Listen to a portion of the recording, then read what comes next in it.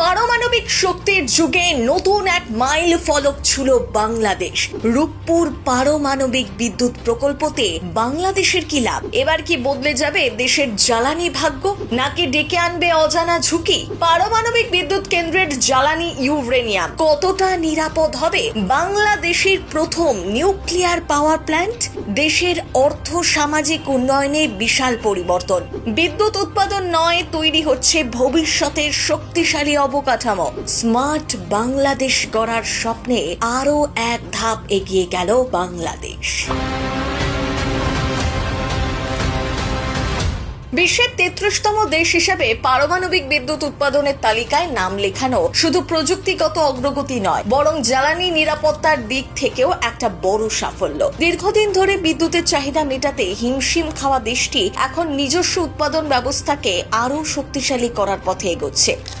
বিশেষ করে রূপপুর পারমাণবিক বিদ্যুৎ কেন্দ্র এই পরিবর্তনের কেন্দ্রবিন্দু। তাই প্রযুক্তিবিদরা বলছেন, বাংলাদেশ পরমাণু বিদ্যুৎ উৎপাদনকারী দেশ হিসেবে স্বীকৃতির দোরগোড়ায় পৌঁছে গেল। চলতি বছরের অগস্ট মাসেই ওই কেন্দ্র থেকে অন্তত 300 মেগাওয়াট বিদ্যুৎ পাওয়া সম্ভব বলেই বিশেষজ্ঞরা দাবি করছেন। ভারত সীমান্তের অদূরে পাবনার ঈশ্বরদী উপজেলায় পদ্মা নদীর তীরে রূপপুরে নির্মীয়মান পরমাণু বিদ্যুৎ উৎপাদন কেন্দ্রটির বিষয়ে প্রথম উদ্যোগ নেওয়া হয়েছিল পাকিস্তান সরকারের জমানায়। 2013 সালে রাশিয়ার সহযোগিতায় রূপপুর পারমাণবিক বিদ্যুৎ প্রকল্পের কাজ শুরুর পর থেকে দ্বিতীয় দফা পরিবর্তনের শুরু রূপপুরে। শেখ হাসিনা 2009 সালে দ্বিতীয়বারের জন্য সরকার গঠনের সুযোগ পাওয়ার পর রূপপুর পরমাণু কেন্দ্র নিয়ে আবার সরকারি পর্যায়ে তৎপরতাও শুরু হয়েছিল। 2013 সালে তিনি এই প্রকল্প নিয়ে চুক্তি করতে মস্কো গিয়েছিলেন। নির্মাণ কাজের জন্য রূপপুরে আসতে থাকে রাশিয়ার নাগরিকরা। এইভাবেই বদলাতে থাকে রূপপুরের রূপ। রূপপুর পারমাণবিক বিদ্যুৎ কেন্দ্র থেকে 2টি ইউনিটে 2400 মেগাওয়াট বিদ্যুৎ উৎপাদন করবে বাংলাদেশ।